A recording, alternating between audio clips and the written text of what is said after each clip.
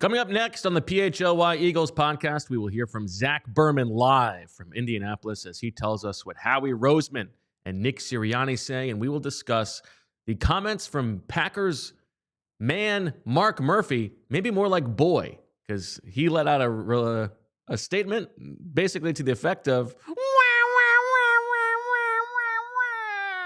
coming up next.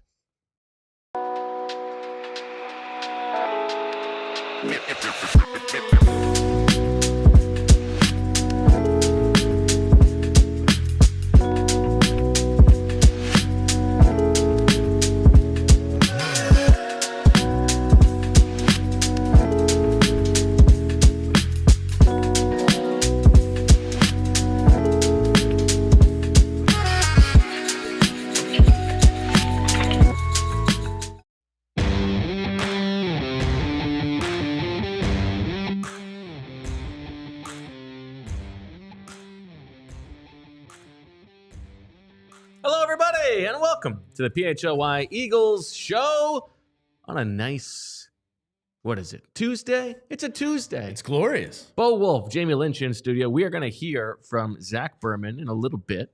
Right now, he's sidling up at the Combine next to Howie Roseman. In about 15 minutes, it'll be Nick Sirianni.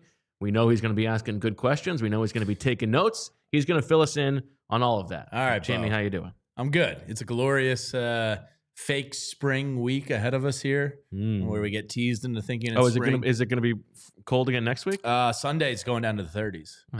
But at least Saturday we get, as dads, a nice 60-degree day. Okay. All right. So we can get some outdoor activity. I'll take that. And burn these monsters. 30 is also not, I mean, it's bad, but it's not as bad as it was like last week. Yeah. The wind is what kills you. Okay. Now, you are the foremost Zach Berman It's expert. not the heat, it's the humidity that'll get you. Who knows Zach better, you or Emily at this point? I think in different ways. What ways would those be, Bo? We know him differently. Yeah. What is on Zach's mind here as he is awaiting, I'm sure, a late Howie Roseman, because that's what they do. What's he pushing? What's he asking first here to Howie? Since you speak Zach so well, I think one of the things we discussed yesterday is something that he will ask Howie about, which is like how is this one different than the last one? Okay, like has it changed the way you approach the offseason any more than the first one might have? Just sort of getting into the mind of Howie Roseman. I think that'll be one of them. Bond will be a big topic. I'm sure Myles Garrett will be a question. These ones are these in particular. The Combine press conferences do tend to be like the most full of BS.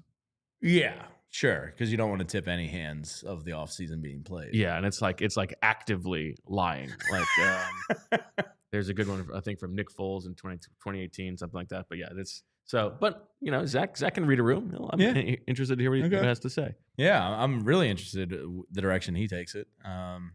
I don't, as you said, I don't think there's a ton interesting that Howie's going to say today, but hopefully they can draw it out of him. I think it'll be fun either way. Meanwhile, Jamie, let's talk about some of the crybabies in the NFL, and a great job by Handsome Rich in the newsletter today to dig up the Mark Murphy mailbag when he writes out his complaints about the Tush push. Now, it's funnier when you see it in print. If you are just catching up on this, the Packers proposed to the league a rule proposal to eliminate the pushing of the quarterback or of the ball carrier. Now, usually, I do think that this is like Eagles fans should not be particularly worried about this. Usually, the rule proposals from teams are unlikely to be passed. However, Raheem Morris, the head coach of the Falcons, joined the fray today at the Combine. Anyway, here's what Mark Murphy had to say in his mailbag. I mean, you know how I feel about mailbags. I am not a fan of this play. There is no skill involved, and it is almost an automatic first down on plays of a yard or less. Fewer, Mark, a yard or fewer. The series of plays with the Commanders jumping off sides in the NFC Championship game to try to stop the play was ridiculous. The referee even threatened to give the Eagles an automatic touchdown if the Commanders did not stop it. I would like to see the league prohibit pushing or aiding the runner on this play. There used to be a rule prohibiting this, but it is no longer enforced because I believe it was thought to be too hard for the officials to see. The play is bad for the game, and we should go back to prohibiting the push of the runner. This would bring back the traditional QB sneak. That worked pretty well for Bart Starr and the Packers in the Ice Bowl.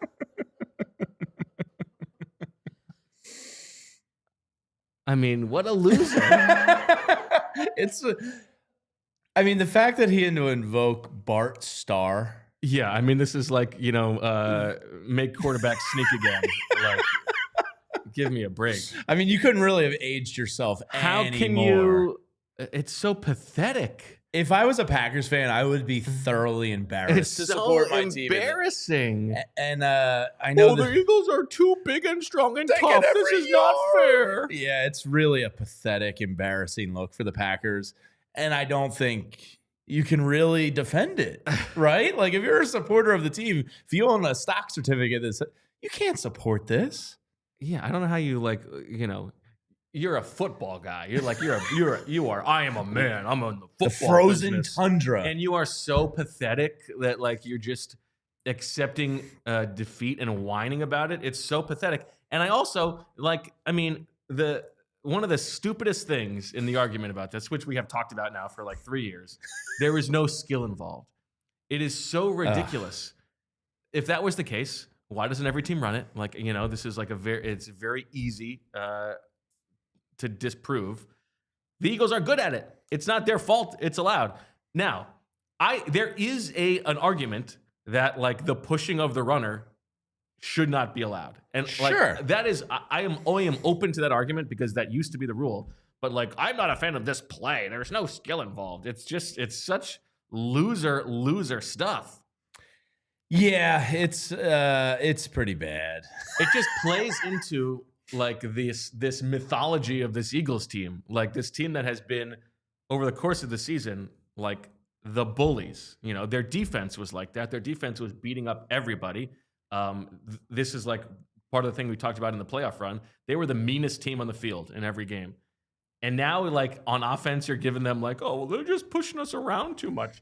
And the idea that you see from Commanders people of like, well, what was Frankie Louvu supposed to do? Like, we can't have a game like this when he keeps doing that. That's his problem. He's being the loser. Yeah, I mean, and the screenshots of Chris Jones lining up sideways to try and stop it in the Super Bowl are very funny. I unfortunately think that Commanders sequence of plays there could be the thing that kind of tips the scales a little bit, just because of the public, outcry about it and like having to reward Kick Frankie Louvu out of the league.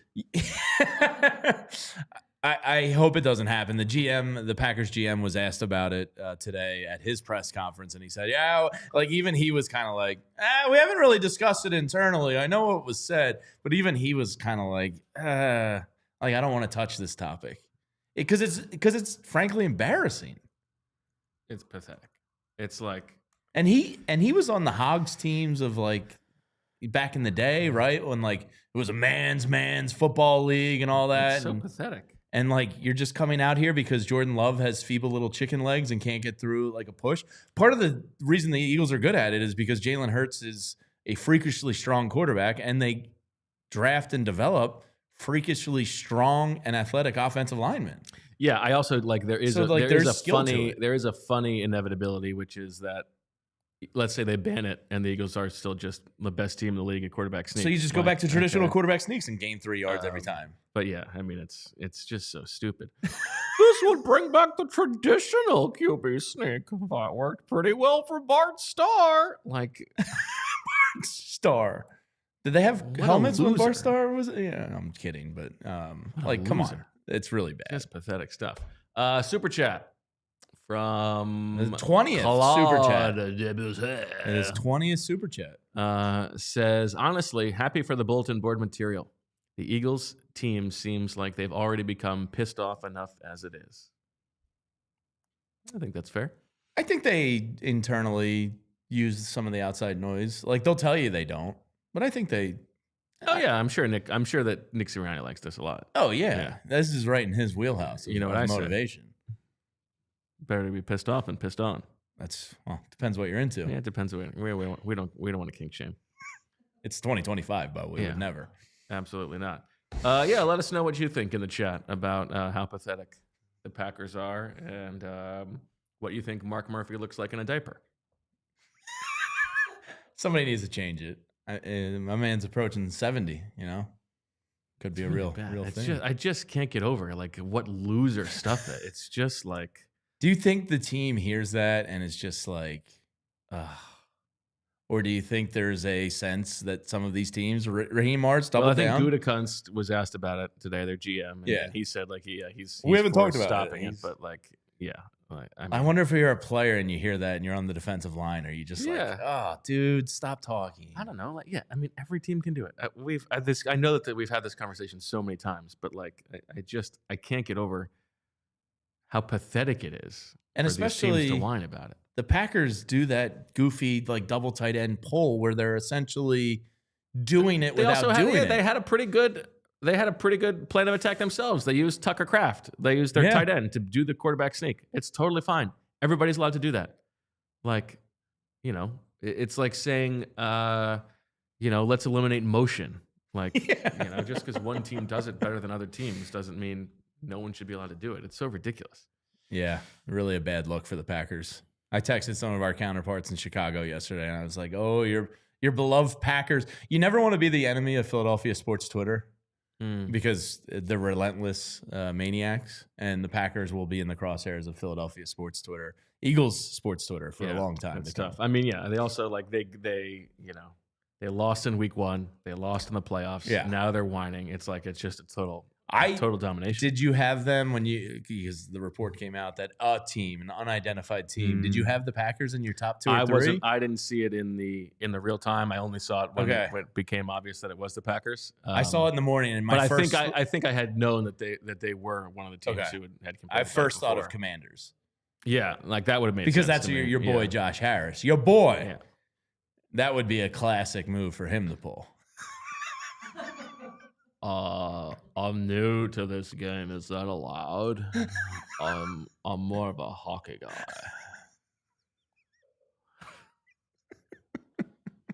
I think that's the first time I've talked as Josh Harris. I feel like that was actually pretty good. Yeah, that wasn't bad. Yeah, I'm surprised you didn't work in a wrestling.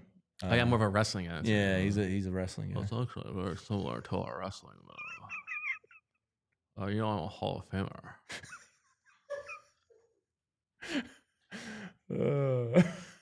Good stuff.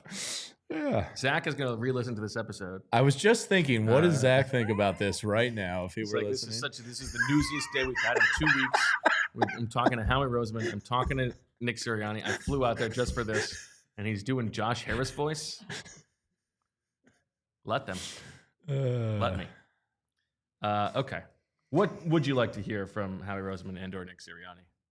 I mean, if we had truth serum in them, I'd like to hear. Let's pretend that they were going to give an honest answer. We have no bleeping chance of signing Milton Williams and Josh Sweat. Let's move on and focus on some DNs that could replace him, whether via the draft, whether via trade, whether via free agency.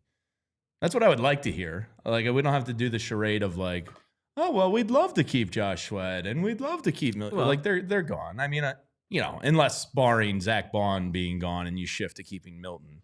I think that is possible. There's a scenario where that happens. Yeah. Because if you think about it, if they're playing the comp pick game, which I think they are. Sure. If let's say Zach Bond is their top priority and they're not going to get Zach Bond, but they're keeping tabs on the Milton Williams market. And Milton Williams is going to cost more than Zach Bond. But if you extend yourself a little bit for Milton as opposed to signing Azeez Ojulari or somebody else to backfill there, then it's not canceling out the comp pick. Sure. Because you're re-signing your own guy. Now it would mean that there's one less qualifying pick that's leaving, but I don't know. Yeah, I We'll see. mean, I also think like they like Milton Williams. They would like to have him back. oh, I think they'd expecting absolutely that like to he's not have going all to be these back guys yet. back. But the reality of the world says you're not going to, and Milton Williams probably earned a very fat payday. I also think, Zach and I had the conversation yesterday about whose market is most likely to surprise us one way or another. We expect all of these guys to get paid a certain amount. Mhm. Who has a chance to go much higher, much lower? I do think there is a possibility that Josh Sweat's market is less than we're expecting. I mean, he was available to the league last year, Yeah. essentially, or for What, trade. restructured for $10 million? And was forced to take a pay cut because the league was that uninterested in him. He had another solid year this year, but if that was a fair snapshot of what the league thinks of him, and maybe they are wary of the knee, which Zach will tell us is unfair. He's played all of these snaps. Yeah. He's never really missed time with it. But the Eagles have a better understanding of that medical situation than other teams. I think it's possible the market for Josh Sweat comes down enough to where the Eagles are like, you know what? Let's bring him back. What do you think that number is where it would be down enough that's in their realm of possibility? Because I've been seeing a lot of the offseason, like free agent trackers and top tens and this and that. And every time I see it, Zach Bond is usually second and Josh Sweat is usually like in the 3 to 5 range. And I'm kind of stunned every time I see, do teams actually view him as the third, or is this just by default because the free agent class is kind of weak? Yeah, it is a pretty weak free agent class. Like, is he going to get paid just because of default weak class? Mm-hmm. Yeah, I think 13 and it's also depending on if they don't bring back Bond, right? Like, Sure. let's say Bond yeah. leaves, then I think they might be willing to bring Josh Sweat back. In the 13 range? Something like that. I think 13 would be a no-brainer, right? Yeah, that's what I'm saying if he comes down enough. Okay. Yeah, like, I don't think they want to pay him Do you 17. think can he get 17, 18 on the open market? I think so. Yeah. Maybe the Eagles would be willing to pay him 15, 16. Obviously the cap went up a little bit. Sure. Or significantly. So that He's going to be an things. interesting one for sure because, like we just said, the class is weak. A lot of teams, even our own counterparts in CHGO and PHNX, they've talked about Josh Sweat and some of their offseason stuff. PHNX has been like all over, like just it's a fait accompli that Josh Sweat's going to the Cardinals. Maybe there's they must have heard something. A recency bias because of the Super Bowl, Even that week, even Super Bowl week, they were all about Josh Sweat. Yeah. Maybe they just knew DN is such a need and such a weak class that we got to get the best. He's going to be an interesting one for sure. Yeah, I was doing my some work on the top free agents for the Eagles and just looking at the edge guys. And there are a lot of like guys who could be penciled in as like the number 3 or number 4, just adding to a rotation. Like Azeez Ojulari, Daryl Taylor, like Joe Osai, but all of those guys are not nearly as productive over a wide range of snaps as Josh Sweat. Now, those types of guys, and knowing the Eagles the way you do, versus a year 2 of Jalix Hunt and possibly a year 3 of Nolan Smith and the production they could give you, does a year 2 of Jalix Hunt match some of these tier 2 DNs? Oh yeah, that would not be. These would be guys coming in, I think, either competing Behind with Hunt? Hunt or behind Hunt. Yeah, like Do you think? I think they're. I think they are okay going into next year if Jalix Hunt is penciled in as a Position starter. battle with Hunt But and this guy. they need a guy who is about that same level. Can that be? I think rookie? Ojulari actually makes a lot of sense for the Eagles. Okay. But we will see. And can a rookie be on that level? If only first? Could be. I mean, Maybe a second. Jalix Hunt was a 3rd round pick last year. I But I don't he think they're going exceeded, to. right? I don't think they're going to enter the draft without having a 3rd defensive end. Okay. Yeah. So if Sweat leaves and Brandon Graham retires, Yeah. I don't think they will do nothing. Sure. Now, obviously, they could trade for Myles Garrett. That would be exciting. It'd be funny to trade for Myles Garrett, extend him, and then tell him he's backing up Jalix Hunt.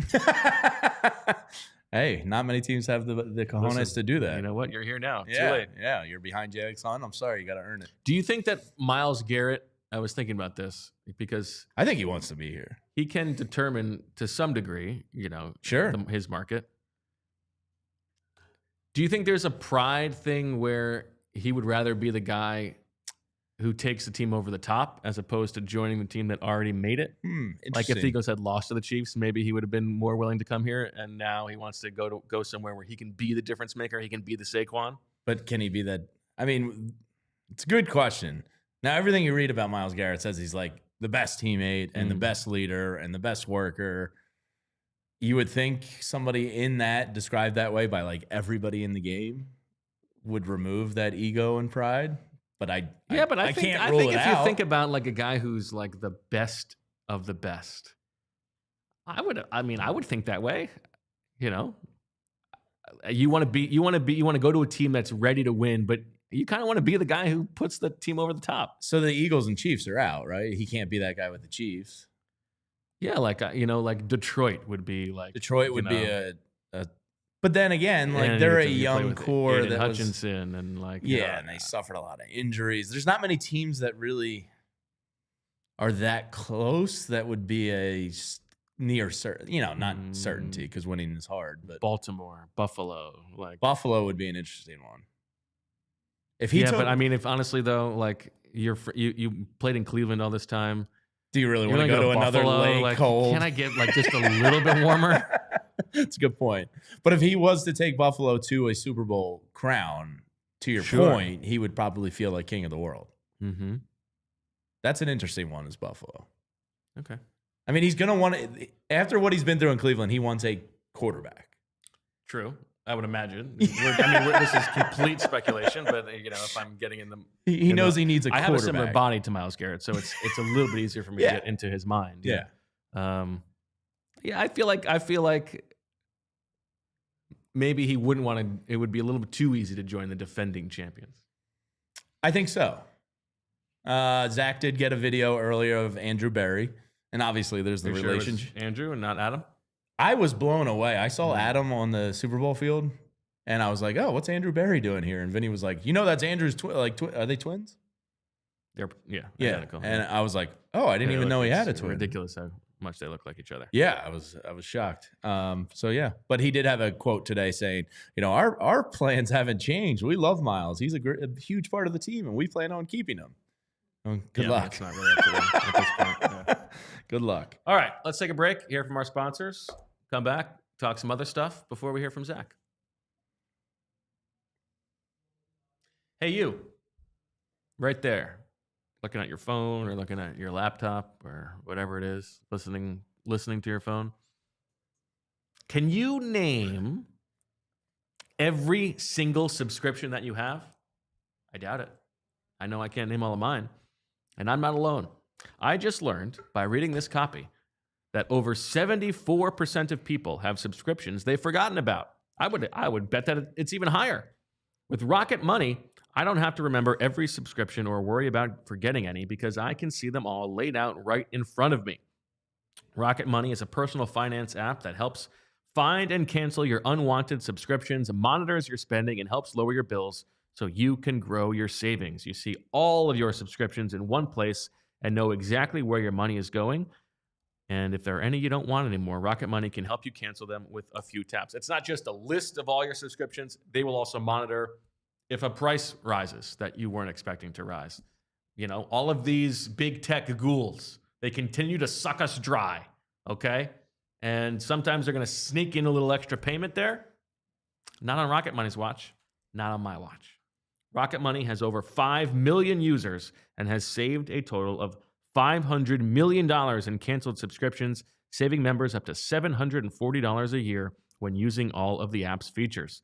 Stop wasting money on things you don't use. Cancel your unwanted subscriptions by going to rocketmoney.com/PHLY. That's rocketmoney.com/PHLY.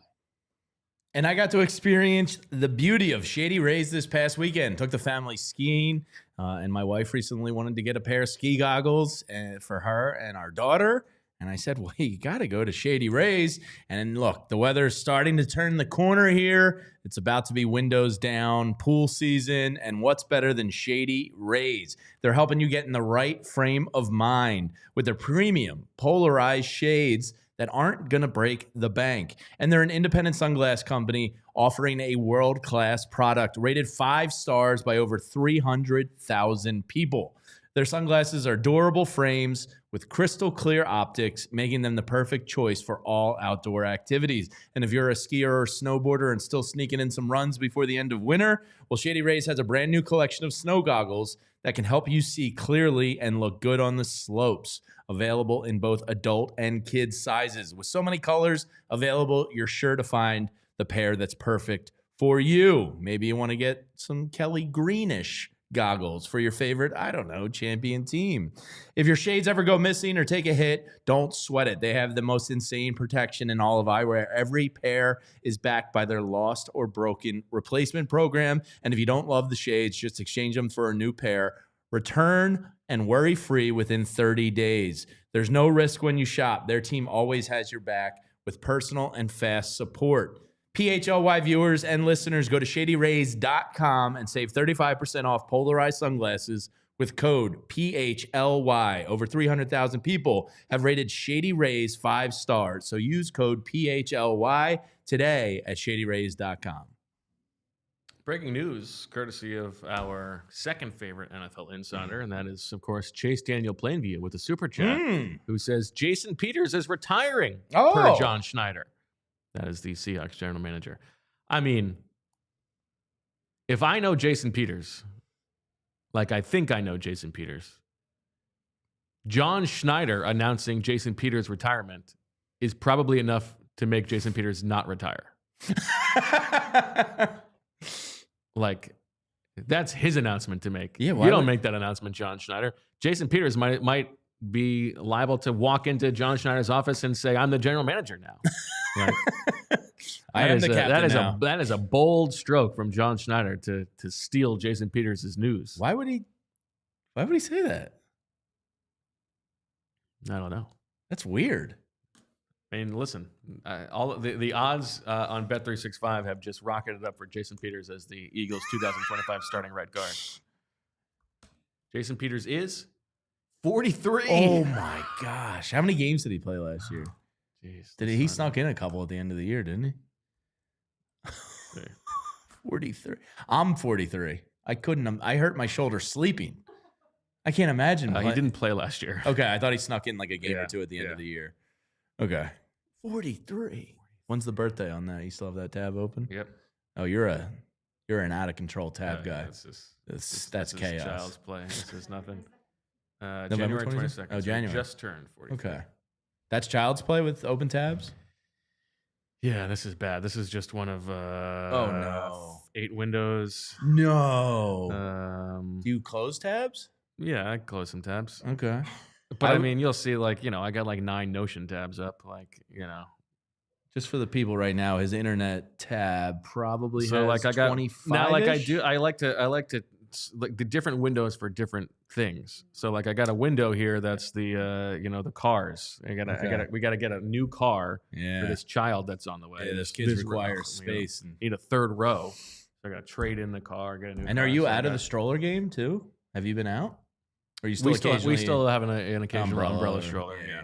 For but like the big boy for when Mark Murphy's legs are hurting him. Yeah. But yeah. So don't forget the back to the big one. So I got a window for our off-season schedule, or for like the free agency research I'm doing, and then there's one main window which has like Josh Harris email, research. I got the different email accounts up, I got the calendars up, I got the ad reads and stuff like that. There's one main tab. Fascinating way to run your internet browsers. Yeah. Are you a minimalist? I try to be, because I get overwhelmed. So I just have them all. Email, Twitter, Blue Sky, calendar. How about your desktop? I'm a little OCD. This is a fairly new computer, so it didn't get overwhelmed. I just have a couple. Oh, yeah, that's not bad at all. Yeah, I have 2 guys, 1 trophy picture right there just for easy access. Nice, yep. Yeah. Got that W2? Yeah, I got the W2 I just downloaded. So I'm trying to be proactive this year and not go up against the deadline. I'm afraid to look at what the desktop looks like. I kind of need to know now after I've seen your internet browser. Oh, you're pretty good. Desktop's not that bad. Yeah, you're fine. Yeah. Okay. Only 3 rows. But like the downloads folder is going to be just a disaster. Not good stuff. I'm always fascinated to look at people's Yeah. How about your phone? Oh, I'm very OCD. I do a lot of A lot of folders and a stuff. lot of folders. Okay. Yeah. So I only have the 2 pages. So I have that. Oh and that. wow, that's not bad. Yeah, that's pretty good. Yeah. Frequently used stuff outside the folders, but then I have an ALLCITY folder, sports, a golf folder, bleep I don't use folder. So I try to hide stuff. Okay. Yeah. Freaky. I look into both of our souls. Super chat from Polar Jam, just saying, "What's up, guys? How you doing? What's up?" Is Polar anybody Jam? going to Fire? What is it? Firefest 2? You know the guy? Oh, is he doing another? Jamie, that is not my world. How is something that you and I have texted about, but not addressed on the show yet? How's Pink Pony Club doing in the house these days? Pretty good. It's Okay. getting a little overridden. Wicked has come back full okay. force, and the movie Home, Rihanna. Or how did Zach? I'm not familiar. Rihanna. Rihanna. I'm not familiar with Home. It's an okay animated movie where the Okay. aliens, but Rihanna did several of the songs for the soundtrack. Okay. So the soundtrack's big in the house. It's like aliens come over, send the humans to an alien planet and take over Earth. Okay. They build a utopian kind of like Nice. amusement world for the humans, and then they take Earth. Okay. So it's fine. So Pink Pony Club still in the mix a little, but getting Okay. pushed. It's losing some steam in the house. We have gone. I do love the Pink Pony Club memes and videos, though. They It's kill so me. good. It's such a good song. When we were in New Orleans, when I would walk to the media center, I was just blasting Chaperone in my ears, just to make me feel like being at home. Yeah. I mean, the music is so good. Yes. It's a where bop. we've Pink Pony Club is still there, but Hot to Go is now the one. It's like Jane gets in the car, first thing she asks is HOTTOGO. Let's do it. Really? Yeah, it's good stuff. Is it Chappelle? Chapel. Chapel. Okay. I believe. Okay. Yeah. I don't know if we're the Yeah. experts here, but that's another one of her Yes. singles. Yeah, the whole album is just Okay. banger after banger. All right. We've only really scratched the stuff, surface yeah. on Pink Pony Club. There are a couple where Rachel's like, she can't be singing that. You know. So There's a couple, yeah. I mean, it's all good stuff. Very sex positive. We like that. Yeah. That's good. But Separate just art the from F-bombs, artists. like, yeah. So Rihanna, obviously, Mm. there's some stuff.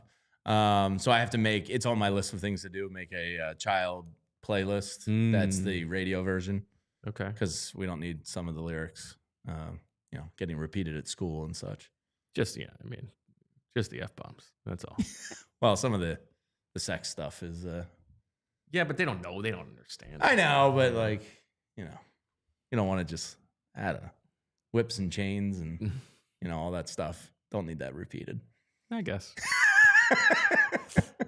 Polar Jam's super chat was supposed to be, where is the Ospreys tag? Well, we were actually honestly just discussing this. We don't have anything definitive to announce, but It's in the works. I think we're targeting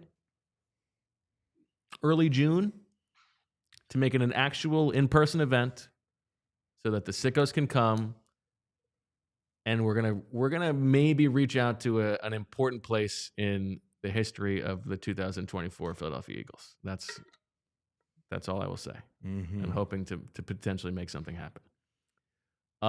Jason with the super chat says, peanut butter, crunchy or smooth? Ooh. Peanut butter and jelly or fluffernutter? As a kid, I was a staunch peanut butter and fluffernutter guy. Okay. As an adult, and Uncrustables have won over my heart. Yeah. Casey eats like he will like hold his nose and have regular dinner when he gets the actual healthy food that he needs. And then he will close the night with like 4 Uncrustables. Like just ridiculous. If I'm making it, I prefer the crunch personally. Yeah, I'm I a prefer the great crunch. jam guy. We have more smooth in the house, so the kids don't like the crunch. Well, my wife buys the organic peanut butter, which is just a sloppy mess. Yeah, it's got You have that to oil store at the it top. and then you're If supposed you to put store in it the fridge. upside down, it kind of corrects the oil issue. Oh, I have never considered So that. then when you flip it back over, What a it's, great move. yeah, that's a little hack for you. Yeah. Wow, that's a great move. But it's just not as good. I mean, you need those processed. Yeah, I mean, garbage in there. Yeah. Really rampant. No, I don't. I've never really had a preference between Skippy and Jif. They're both fine to me. I don't think I could pass a blind taste test. Neither do I. Yeah. That's one where. What does Smucker's use? I Is don't it know. Smucker's peanut butter, I guess? They're not outsourcing their peanut butter. It's a good question. Nah, this is late state capitalism. Yeah, there's no way. Yeah, but I would go Yeah, Crunch. I would say most things like that I have a preference, like, Coke over Pepsi Absolutely. or whatever. But yeah, Skippy and Jif. I never Take did 'em as they come. PB&Js as a kid, though. Did you? I mean, I did them. They weren't my my number one. But I love the go-to, but I like fluffernutter 'em. and peanut butter. Yeah, I remember. I do actually have a very specific memory of the first time I learned what fluff was. Yeah. And like blew my mind. Yeah, a kid brought it you into school, love and I was like, marshmallows. I'm like, oh my god, what? You had that? So yeah, I went through like a brief fluffernutter phase. Fluffernutter, you want that bad boy toasted, I feel. Absolutely. Yeah. Absolutely. We never had Nutella in the house either. That's an adult thing that I tasted. Mm. So I Me never, neither. Yeah. Yeah. I don't know. Did Nutella come on like post 2000s in Yeah, a I big feel like way? that's yeah. I don't feel like remember that it wasn't a part of my existing. childhood. Yeah. Yeah. Okay, we're gonna do a quick break now to set the stage, set the scene for Ooh. Zach Berman. Before we do that, let's hear from our sponsors one more time.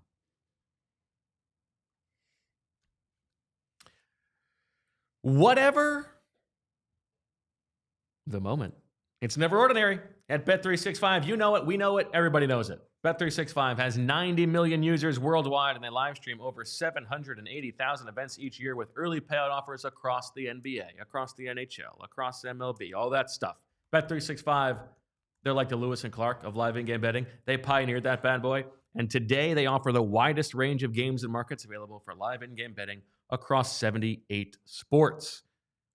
We got Slam Dunk Saturdays coming up, and we got Tip-Off Tuesdays today. Today is Tuesday. It's another Bet365 NBA Tip-Off Tuesday. Place qualifying parlay bets totaling $20 or more on tonight's NBA games and get up to $25 in bonus bets.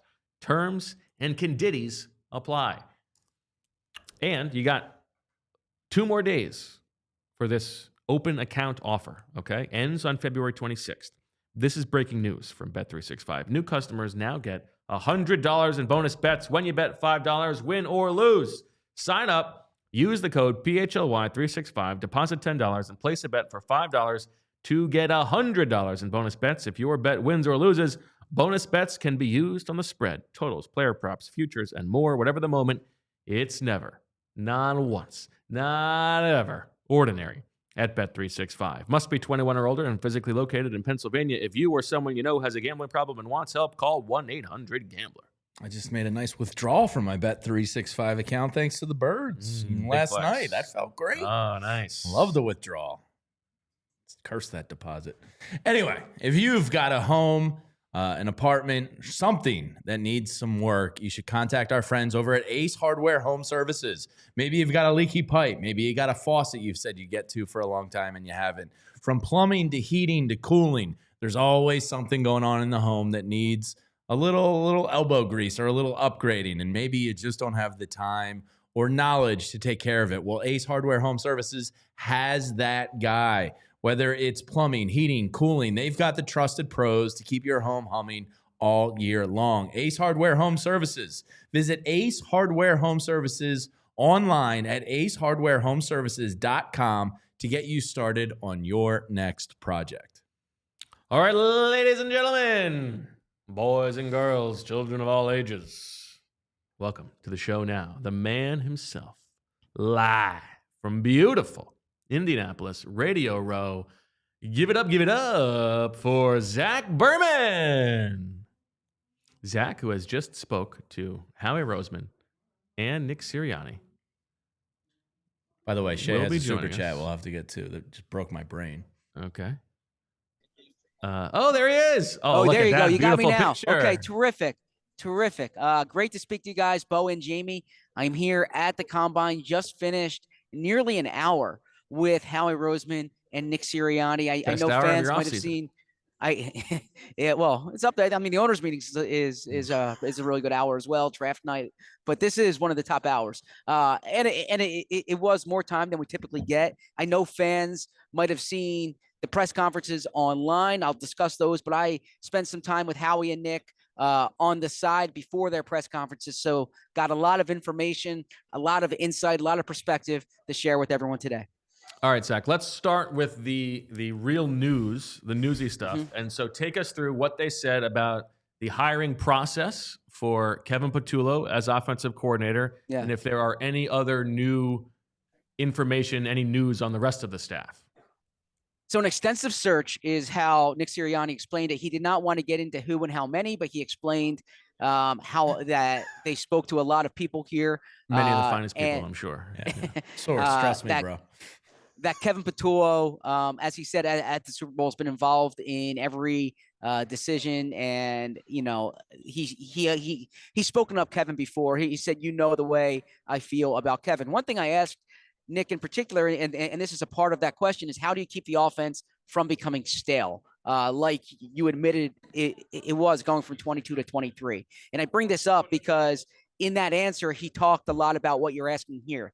Nick said that you'll see with the rest of the staff, when the staff fills out, that they're bringing in outside voices. That a big, he spoke about Parks Frazier. I asked about Parks, and he said the year Parks had in Miami was something different. He said a big point of emphasis with the coaching staff, the offensive coaching staff, because I asked about the offense this offseason, is going to be going out there, speaking to different coaches, getting different ideas. He emphasized how important continuity is, and he thinks continuity, college, NFL, is imperative, but he also emphasized the importance of evolving.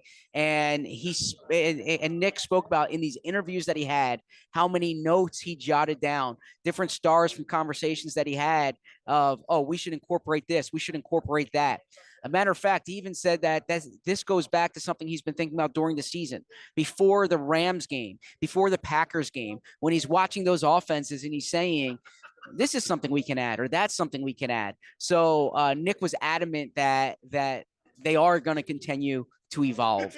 And he referenced the different people that they spoke to without mentioning who specifically they interviewed. I will continue to kind of search for names here, but there were external candidates that's required by the league, of course, but Nick explained it as an extensive search. Now, if I can editorialize here, it was a search where you knew what the result was going to be, right? I mean, going back to the Super Bowl, you and I, Bo, were saying Kevin Patullo is the expected offensive coordinator. Not that there's anything wrong with that, but they did use the coaching search as a chance to meet different candidates. As a matter of fact, as I'm saying this comes to mind. One thing Nick did say, and this is accurate, is you can talk to a coach now, and maybe you're not hiring him this cycle, but you're hiring him for a different cycle, right? So you get a chance to talk to different candidates. So it certainly sounded, and I'll take him at his word here, that they did speak to a number of different people, but Kevin Patullo seemed to be the obvious choice all along.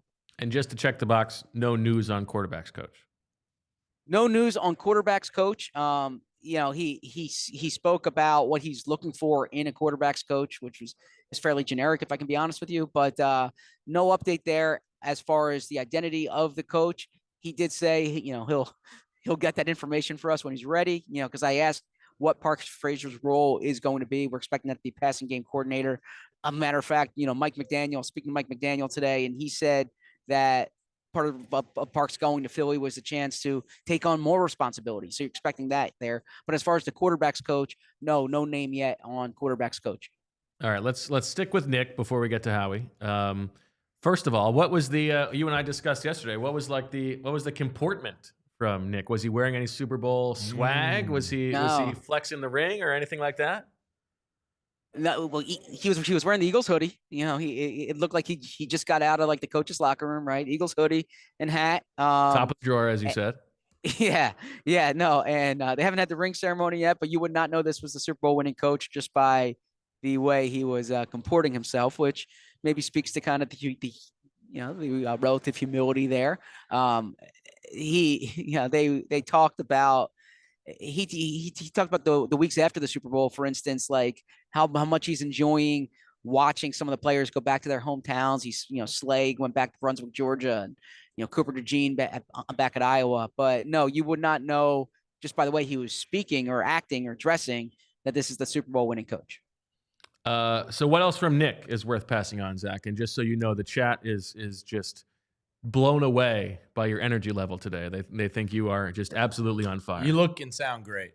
Well, first off, I appreciate that. This is odd for me because I literally can't see. I'm looking into a camera, but I don't know. I don't know if I'm on center. I need to compliment the PHNX crew is outstanding. So if I look and sound any different today, they have a full crew out here. They're doing awesome. And I appreciate our friends at PHNX. This is a full professional setup here. So thank you there. Bo is naked with a Josh Harris mask on. So that's what you're looking at. Okay. All right. So it's just a Tuesday then. Yeah. Right. Yeah. So actually from Nick Sirianni's podium session, I saw what the caption and the thumbnail was for today's show. And so this kind of fits into the description of the show. Nick was asked about the brotherly shove, quarterback sneak, tush push, however you want to frame it. And he said he gets kind of miffed or insulted when it's like described as an automatic play. And he explained the amount of work that goes into that play, the amount of time they spend on the snap, the amount of time they spend on operating the play within the rules, right? He had a really spirited answer there. And he gave the anecdote, for instance, how every week he watches every first and goal play. And sometimes they're at the 1 yard line, for instance, and the player loses yards. And this is something that's come up before. And like how they really tried to master this play. This has been a polarizing topic here today, Bo and Jamie and Julia. Here at all these coaches and GMs are coming through, and it's like one of the topic du jour is the quarterback sneak. And there are a number of coaches and GMs who say they don't like it and shouldn't be in, and it's not a football play and that kind of thing. But no, Nick Sirianni did not like that description of the play of it being automatic. He's kind of insulted because of the amount of work that they put into it. So does he want to ban it? Nick? No, Nick does not want to ban it. Nick wants it. All right, I didn't know if he was, joining the peer pressure. Nick said the competition committee will, have their say in it. He says you can look at the data, but he doesn't think that the play results in more injuries, for instance. But he's going to leave that up to the competition committee. He pushed against the notion that it's an automatic play. Topic du jour, of course, French for topic of the day. Yes. Sounds good. The chat, I wasn't going to bring this up, but the chat is taking a little bit of offense at your description of the top-notch caliber PHNX crew and how good they're making you look. They're taking that as a veiled shot at Julia. How do you care to respond? No, Julia's amazing too at the Super Bowl. And I wish Julia was thumbs here. up for Julia in the chat here. Yeah, Julia's Julia is outstanding. I could have taken the Howie approach here, which when Howie was asked about his forehead, he kind of gave this line twice that, right, that it doesn't take much for him to, to look better, right? I could have been self-deprecating like that. I wanted to give the credit here. They came across country from Phoenix to Indianapolis. And yeah, I would just be on my computer if not for them. Julia is amazing. I've known that for about 28 years now. So no, that has nothing to do with Julia. All right, so let's get to Howie Roseman, Zach, and good job there parrying that. Very nicely done. He's a pro. Let them, as they say. Let's start with the forehead. How did it look? I was curious. How did it look? Yeah. Fine, great. Or I don't know if I should say got a little too excited there, Howie. The best forehead I've ever seen. Look normal. I asked Howie. We were joking about it like off the record, and then I wanted to ask him on the record about it, right? And so I said this is a matter of public interest. People want to know about the moment, and he was there with Nick, and he joked that Nick said that thank you for taking it so it didn't hit my family, right? Because Nick's family was on there, and then Howie was talking about how it definitely hurt that night. Right. But he's feeling better now. And I'm trying to think back to if I made this joke when I was imitating Howie on in our mock interview, in our mock press conference yesterday, but he said something similar to that. He's like, I will gladly welcome that. And then he's like, actually, I don't want to say that because then fans will just be throwing beer cans at me. But the implication was that if they win a Super Bowl and they have a parade, like that's a small price to pay. But no, there's no scar. There wasn't even a scab. Howie heals quickly, very man. suspect, Credit to yeah. Howie. Yeah, you think it was fake? You think he had a makeup artist on that parade float? No, no. Stolen I mean, valor? it was very real from the way Nick was describing it. But it just look. It's been. I think a maybe week. he just had a good touch-up. Yeah. It's been 10 days now. Look, yeah. Credit to Howie. I scraped my Credit. knuckle like 29 2 years weeks old, ago. he It's heals still there. quickly. Credit to Howie. That's very funny. He's done the good stuff. He's got that beautiful forehead. It's one of the best foreheads in the league. I think I said great, right? I was a Fine, little too excited great. about Howie's forehead. Yeah, my bad there. Howie, All right, so you get a message from Howie. You're a little too excited about my forehead, man. you wouldn't even call it a forehead. You'd give it a 10 head. I don't know what that means. Okay, go on. It's a dad joke. I see what you did there. Yeah, I got you. Did you get your hair cut? I got a ball cut. All right. So we know, Zach, that in the 2018 offseason, Howie's operating procedure, the thing that he said was they needed to avoid sentimentality. We were expecting him to hammer that home again today. But what did he say about all of these impending free agents and the way that they are expecting to approach this offseason? Great question. And that's really going to be the theme of kind of what I write about as well. Regarding the sentimentality thing, Howie said he was nodding his head as I referenced 18 and 23. And he said, like, you can say it, but your actions have to show it. Right. And a big thing this offseason is that, like we talked about, they know they're not going to be able to keep everybody. He said, as much as they would love to, they know that's going to be the case. They spoke about how he spoke about last year they viewed it as an opportunity to be aggressive in free agency. They were kind of looking at the free agency classes. They knew they could be aggressive last season. This year, they're kind of looking at it differently, and it's he called it more of the maintenance stage, right?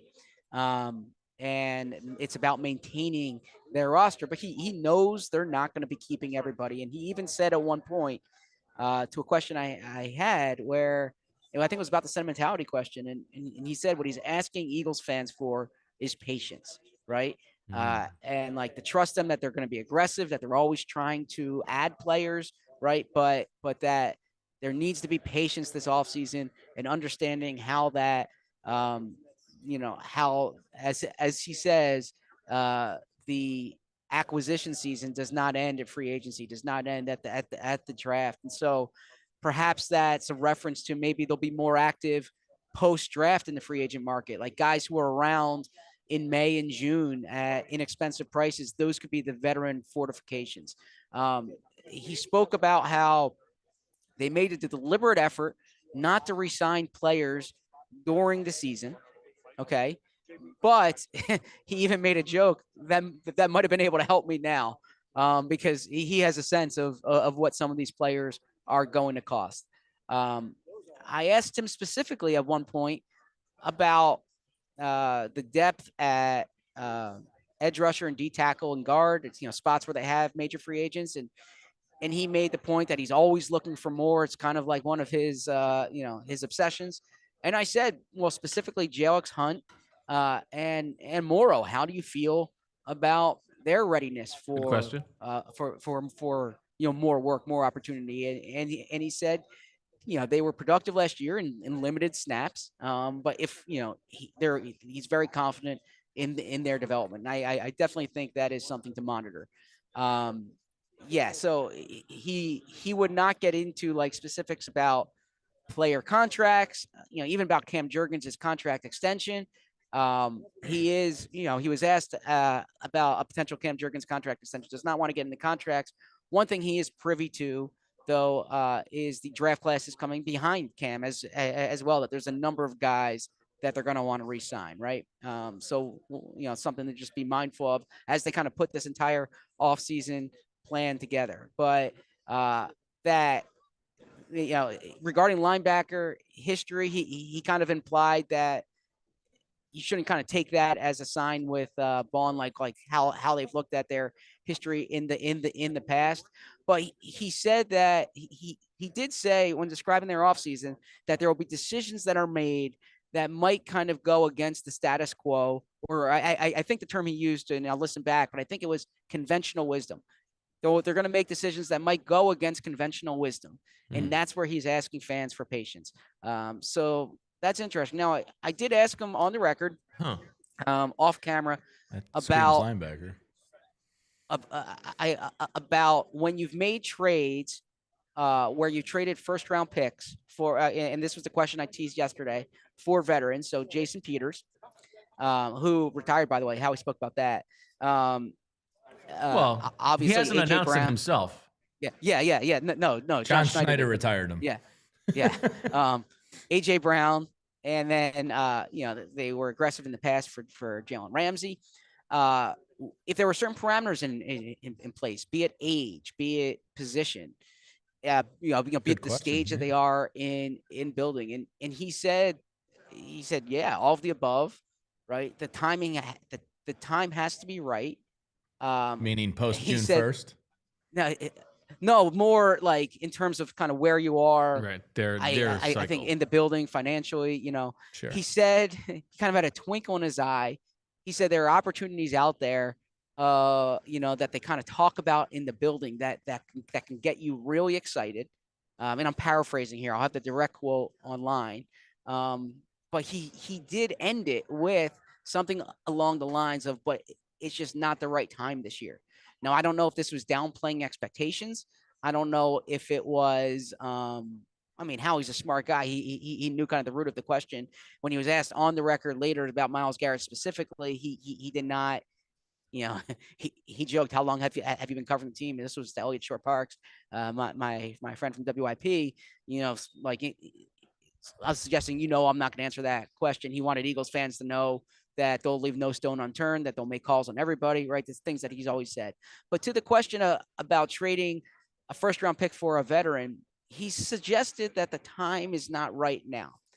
Now, look, circumstances can always change, but I do wonder if there's just like if it's a contract that they're not taking on, if where they are, they recognize that they can't add major, like a $25-30 million contract. If they recognize because of future deals for guys like Jalen Carter, and you go on down the list, that they're going to need these draft picks. I don't know. I thought that was an interesting inclusion in the answer. Again, for full disclosure, I haven't listened back to everything, so I have like an hour of notes in front of me, but I'll have it verbatim on allphly.com and in our future shows.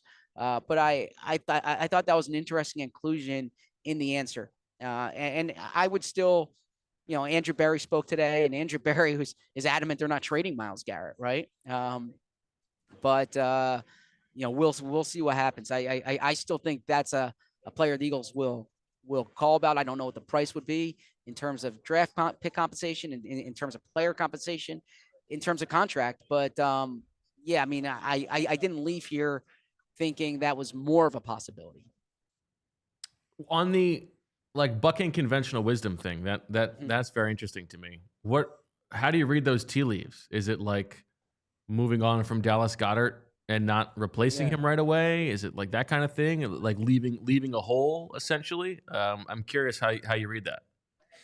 Yeah, that was a real, Bo, you have a great spidey sense, because like I was thinking the same thing. Like what is that referring to? And is linebacker too obvious? Well, I actually think it's probably defensive line, right? There's probably a sentiment like, the Eagles have not let good young defensive linemen go, and that maybe Milton Williams will as we said, will be on their will be on their price. It could be a Dallas Goedert situation. He did say at one point, I believe within the same answer, that this doesn't mean that fans are going to have to change the jerseys that they wear to the game. Okay. Meaning like the core players are not going anywhere. Right. But you think of, probably, maybe your Milton Williams. That's probably how I interpreted it. It could be linebacker. What's interesting, I haven't been here for 24 hours, but I took Bo's advice and I did go out last night, and I have been speaking to people here. Well, that was my next six- question. But well, Since, first of all, since- thank you for watching on Fast. If you want to find out what Zach learned in the wee hours Ooh. at Prime 47, check it out on allphly.com to watch Yeah. the rest of the episode. Go ahead, my friend. Yeah, since like 6:30 this morning is how many people outside of Philly who I'm speaking to who are not expecting the Eagles to keep Zach Bond. And maybe that's just because of the Eagles' history with linebackers, but on people who would have like an understanding of kind of the way the league works, or expecting Zach Bond to not be back, and that surprised me. And I still think the Eagles are gonna do everything they can to keep Zach Bond. And I think they're going to keep Zach Bond. But that sentiment surprised me, and my guess is that sentiment has more to do with the Eagles' history at linebacker than it does with with this specific situation. What else have you? What else did you learn in the wee crowded hours in Indianapolis? Look, there's still stuff that I am kind of piecing together. I'm trying to find out more information here. I'm looking at my phone just to kind of go through some notes. So yeah, I mean, in terms of what I've learned during the past 24 hours, that's more like half-baked thoughts, if you will. I mean, I shouldn't frame it like that. Like thoughts that are still kind of coming, thoughts that are still coming together. But as far as today, yeah, one of the biggest takeaways from Howie was just this repeated emphasis that it's going to look different, that they're going to have tough decisions, that they're not going to be able to keep everybody. So that was repeated on a number of occasions. How's Fran looking? Great, man. Great. That's better than Howie's forehead. Fran is, first off, Fran's repping the brand. Okay. Okay. So he's got the PHLY hoodie on. I was going to say PHLY or ALLCITY. This is an important distinction. Oh yeah, no, PHLY. He's Okay. repping the brand. And look, I mean, I don't want to say he's like liberated. He's done a great job for the past decade. Julia, But what? unbelievable. Julia's dropping stuff over causing a here. scene behind It's ridiculous. Oh yeah, but he is Shane he's, and PHNX would never do that. Fran's working the room, right? I mean, look, he's one of the major draft insiders here. So it is awesome to have Fran on our team. And I got to tell you, just in talking to different media members, man, Fran was a great pickup for you guys. Tell me about it. It's like, it's like the Eagles adding Saquon. Who's saying that? Give me some of those media members. Well, I don't think these were on the record conversations. I mean, did they say it was off the record? I generally don't think something that's said in the wee hours of the night at a bar is on the record. So Zach, what's the game plan tonight? You got dinner reservations? Where are you hobnobbing? How much sleep you plan on getting? Give us the night. Yeah. So after I finish with you, I'm going to start transcribing, and I'll put out some of these quotes in whole. And there's probably stuff that I'm going to, pinch myself or punch myself for not saying on air. Don't punch yourself, please. Yeah, that will kind of come up as I listen through to everything. I'm actually, if I'm being completely honest, I'm probably going to go try to find Howie and Nick around here because, I see Howie leaving right now. Shoot. Okay. What a forehead! Tell him to come over. Go ahead. You can leave. Shane's got to. If you are going to run after him, you are allowed to leave. Go ahead. All right. I'm going to try to catch up with Howie. Yeah. Okay. Do it. All right. Okay. See We ya. love you, Zach. Stone Cold News, man. Got to go. Very nice. Good Following the stuff. story. Did you see his the Lisa Simpson where Ralph's heart breaks when the Valentine Yeah. you of kind of course. saw Zach's Yeah.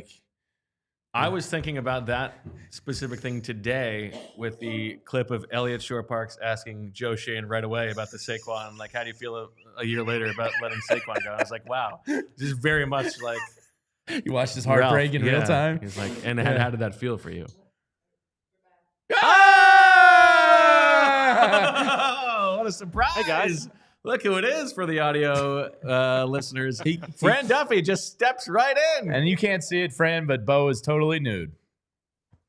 I was taking a peek at the show a little bit as Zach jumped on, just because the shot looked great while I was in the table next to you guys working. But do you want to praise Shane and the PHNX crew? Yeah, I mean, Zach threw them some love, so I'll keep it rolling. They're obviously everybody out here from ALLCITY is doing a great job. How are you, Fran? How's it going? Going great. You guys know I'm a pig in slop here this week, so I'm very excited to get things rolling.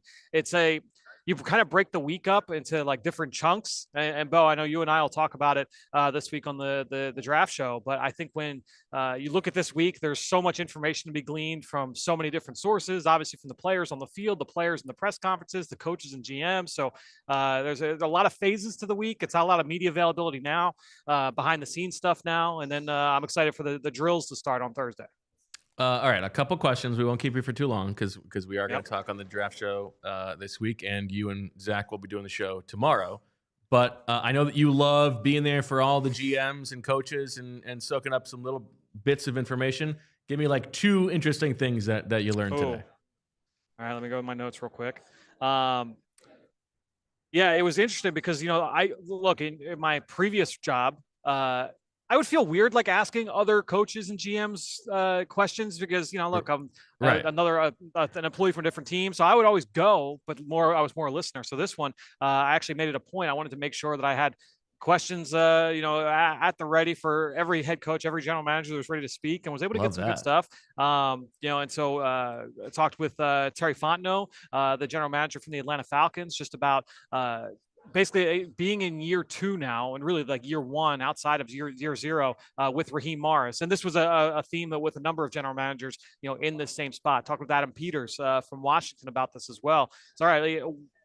You're so close. You look at Washington, you were so close. You were on the doorstep. You're at the NFC Championship game in year 1. How tempting is it to go away from what your ethos was a year ago? And you draft a bunch of captains and, you say like, all right, like this is going to be our culture.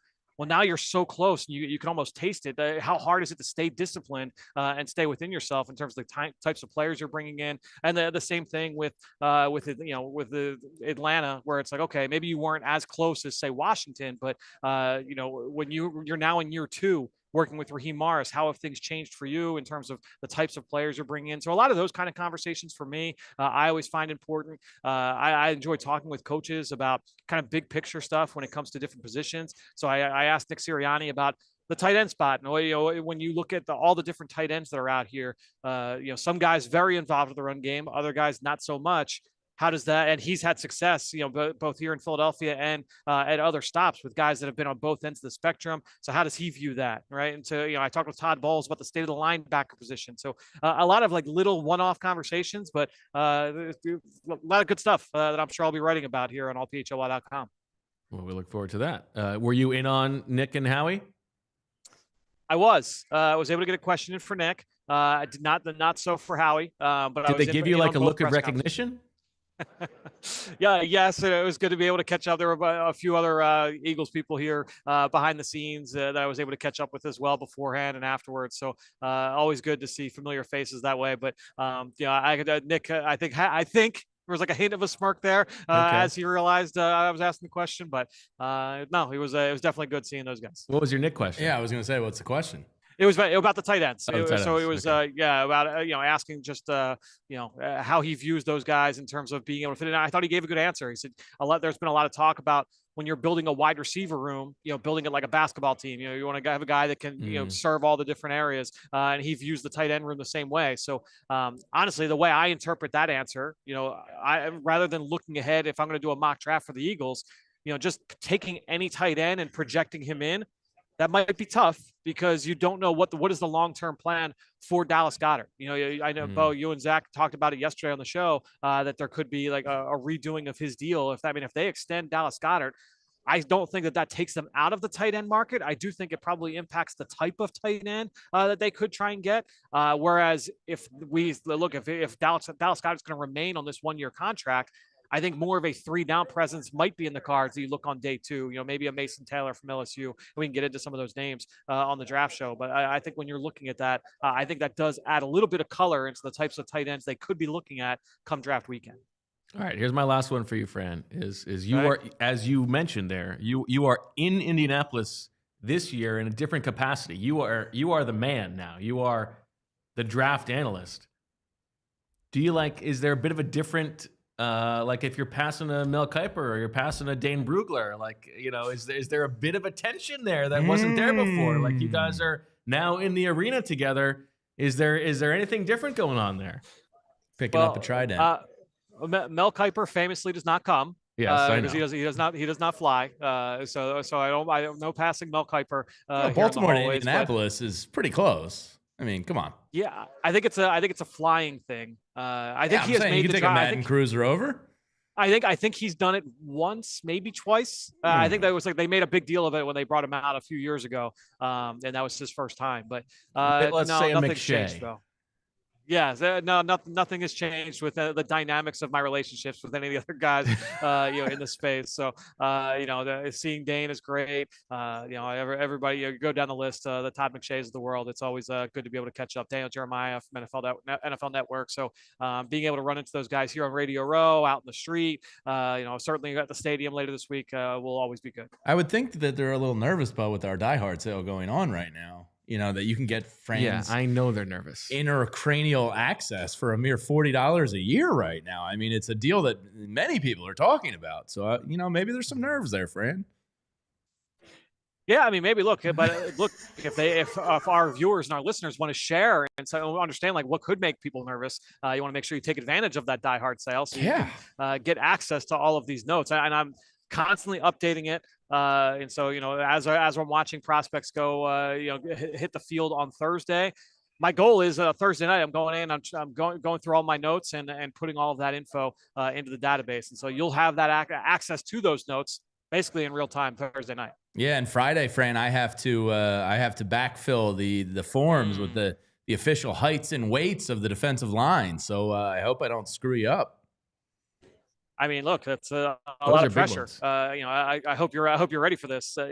Look, I think those numbers should start coming in, like the weights and stuff. I think you're on the heights and weights, right? So yeah, I'm on Friday heights and weights. Every eighth of an inch counts there, Jamie. I'm a bit nervous. I'm not gonna lie. No, but it's good. It's one of my favorite parts of the process. And a lot of these, these interactions are great. I get so much value out of everything, every person I talk to here this week.